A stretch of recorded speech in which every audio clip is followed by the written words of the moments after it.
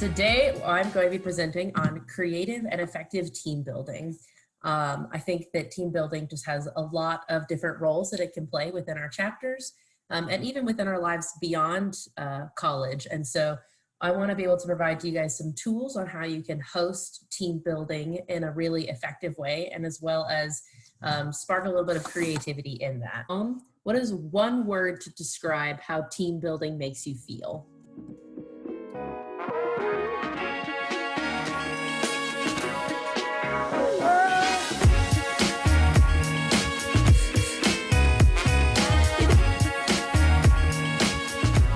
Connected, included, unified, stressed, nervous, uncomfortable, awkward, and accomplished. I think these are some all really good answers and really good just kind of see the breadth of how people might feel about team building and these different types of activities.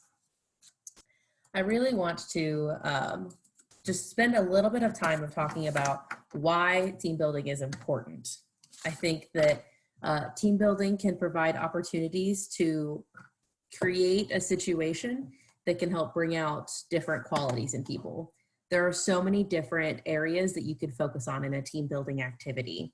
Anytime you do research for how to find different activities, I always advise including a keyword. So are you guys wanting to build trust within your chapters, communication? Do you want to build some silliness? Do you want to get to know each other?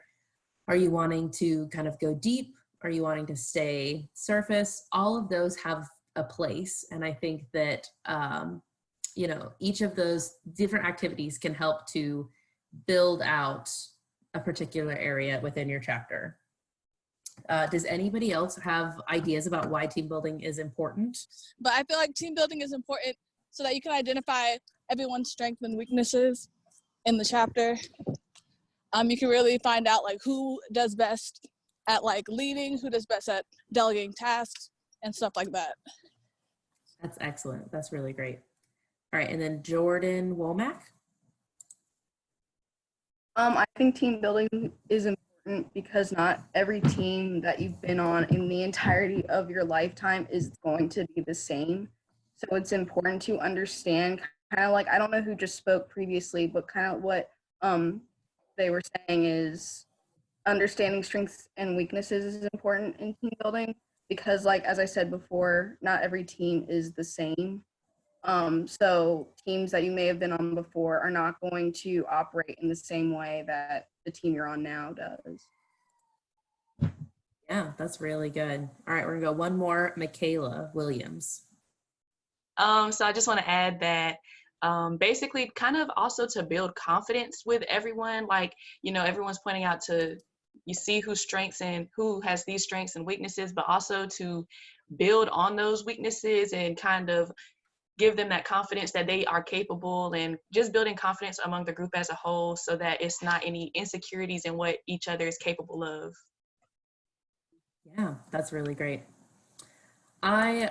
So now that we've kind of talked about, we've done a team building activity, we've talked about why it's important.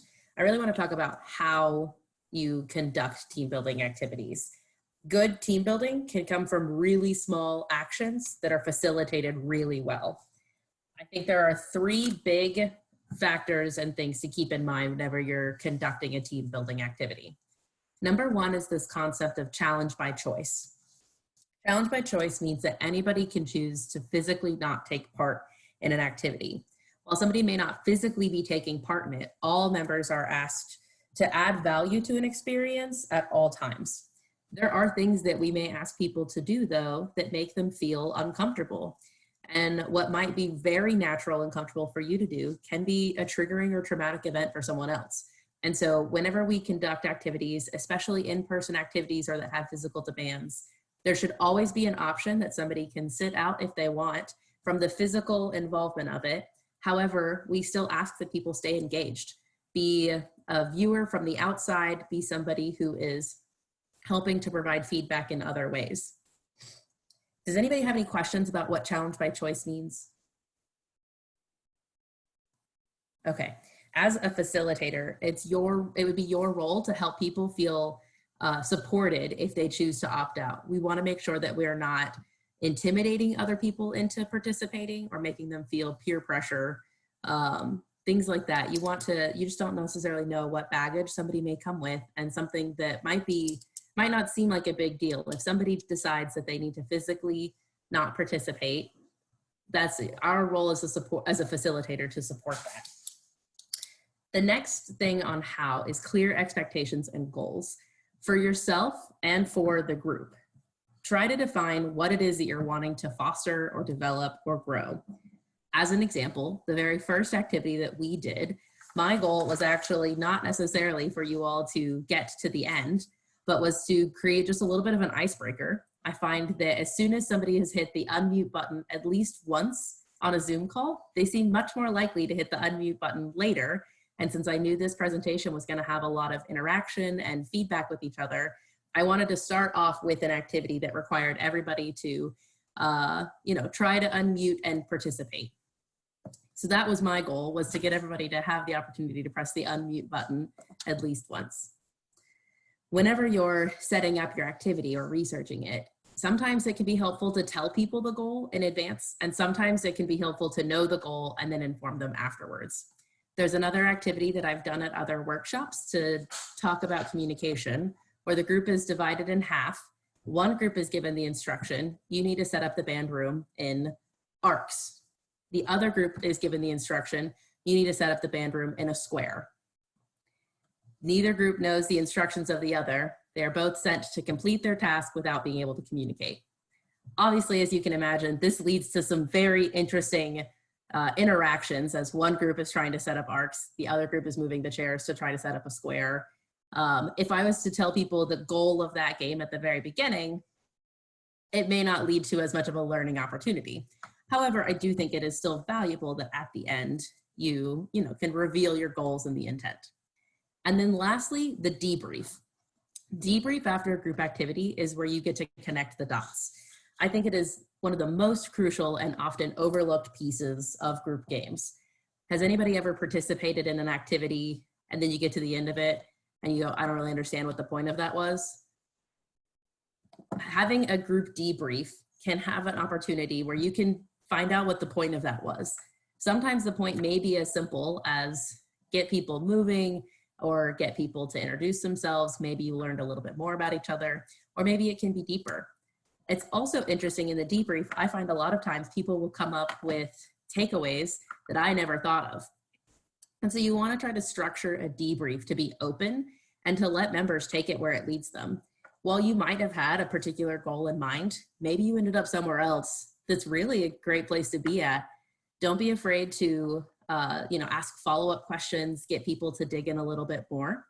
And I would also say for your debrief, you want to make sure that your questions that you ask don't have right or wrong answers. You want to ask open-ended questions, questions that aren't yes or no, things that can get people just thinking about what came up. What takeaways did you take from this? Was there anything that made you feel? Questions like that. Does anybody have any questions about facilitating? Can I get a quick hand raise from people who have facilitated group activities before? Maybe a little hand raise on the video, maybe in the participants list, things like that. It looks like we've got a lot of group game, but a good amount. And then what about a hand raise for anybody who has or anticipates facilitating group games in the future? Are you in a new chapter role or something like that? Oh, we got a lot of hands. I like it. Awesome. Well, does anybody have any questions? I just want to give plenty of opportunity for feedback throughout the presentation about facilitating group activities. I have a question. Yeah. When you mentioned challenge by choice, and you said that they don't have to. You give them a choice of whether or not they want to participate, and you mentioned that them still adding value to the activity. What did you mean by that? If it's a team activity that we're supposed to be doing in order to build a chapter, but they're not participating, how do they still add value to that? Yeah, I think that can look different based on the activity. I think that sometimes it can be feedback on how to complete a challenge. Like in this, somebody, I don't remember who it was, but in the chat was adding tips about how we can get to the end of the counting. I think that's a great way for people to still be adding value, but maybe they aren't actively participating. I think especially when it comes to doing this, especially in a physical group setting, you don't want somebody to be sitting off on the side of the room, not participating. If somebody is going to step out, encourage them to stand close by. Maybe they stand next to you to kind of help watch and see what's going on, see what's happening. Their value may not necessarily be added right in the moment, but it can be especially important in a debrief. And maybe you ask people who had opted to not participate in the physical activity, what did you notice? What were the things from an outside perspective that you perceived on this activity? Think like a human knot. Somebody may not want to be participating in the human knot, like holding everyone's hands, but maybe they're able to see what people might be doing wrong or see from an outside perspective what's happening. But I would try to find ways, with each activity, it's a little bit different. And that on a facilitator side can be involved in the preparation to think, if somebody decides to opt out, how can I support that? And what can they be doing to add value to this so that they may not be physically in the moment, but they're still mentally and emotionally present. Does that make sense? Yes, thank you. Yeah, absolutely. I think there was something in the chat. I've got two screens up. I'm having a hard time switching between. I just want to make sure. Co-facilitator. Yes, okay. So does anybody else have questions about facilitating? Sorry, before I go to my next slide. Okay.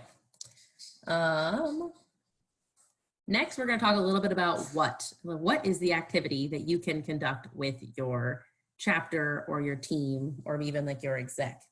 We're going to do a little bit of an activity with each other.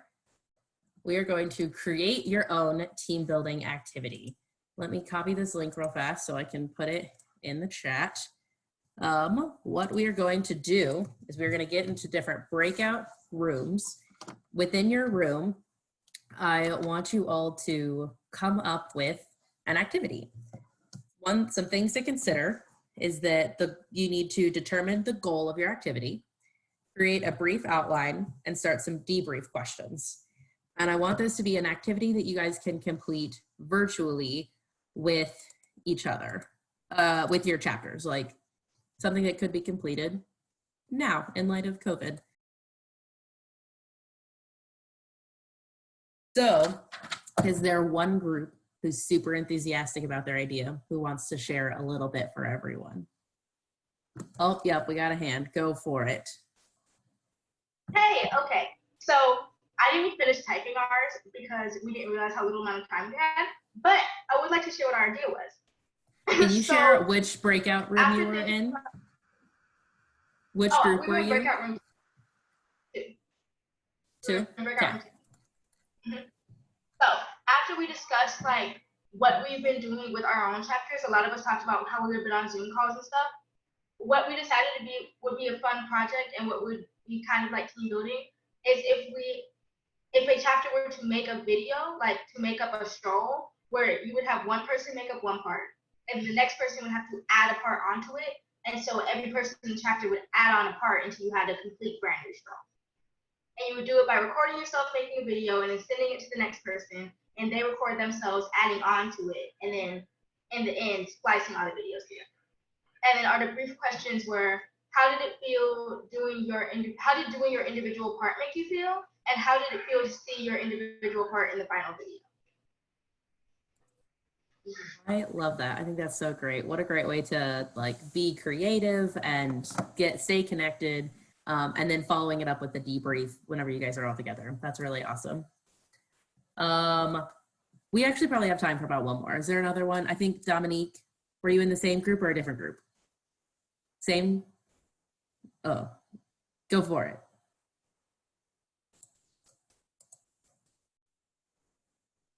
We were in the same group, so Okay. I didn't know that she already had her hand raised. So yeah, somebody else can go.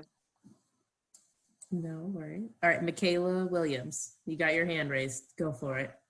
Okay, so we were just wrapping it, like we got it towards the end, so it took a minute to get it, but our goal ultimately was to create an environment that was comfortable and confident enough to have transparent conversations about the good done throughout the chapter. I guess we didn't really make it an actual activity like that's all at once. I guess you could say it was more so a review type of activity of the year, maybe more so. It was inspired by one of my group mates' programs that she's done before called Keep, Start, and Stop. So it's just where you have a transparent conversation on what do you want to keep, what do you want to start, and what do you want to stop within the chapter, and just questions in the debrief such as how did this specific program influence the goals of the chapter? How did this program or conversation influence, did it hit the nail with the goal of that program that we held at this time, and things of that nature, just more so conversational type of activity and being transparent. I like that. I think that's still really great. Thanks so much for sharing. I hope you guys were able to, each of your groups came up with good ideas. Just in quick reviewing, it looks like these are, really good things. I hope that you guys all still have access to this Google Doc. So you're welcome to look through all of the different groups and what they shared, be able to get some ideas to take back to your chapter. In addition, on the very last page of this, there's a couple of blank pages there. I wasn't sure how many groups we'd have. But on the last page of this is, there are 2 links for resources there. One of them is a group game resource document that I started a couple years ago. So do keep in mind, this was started several years ago. Some of the links might be a little bit outdated, but there are links to different websites for 500 different team games. I've also added in several new links for some virtual games and different activities. So there's over 100 virtual team building as well as roughly 400 in person. There's some additional resources I've found helpful throughout my time of conducting games, different things like that. So there's that resource, and then I also have the link to the presentation that I shared with you all. I hope that mostly what I hope you guys take away most is that conducting team building activities is always a learning experience, both for the facilitator and for participants. I think that every time you conduct a new activity, you get a little bit better at it, and you get a little bit more natural in how you can lead debrief questions and invite participation and encourage different ways for people to get involved.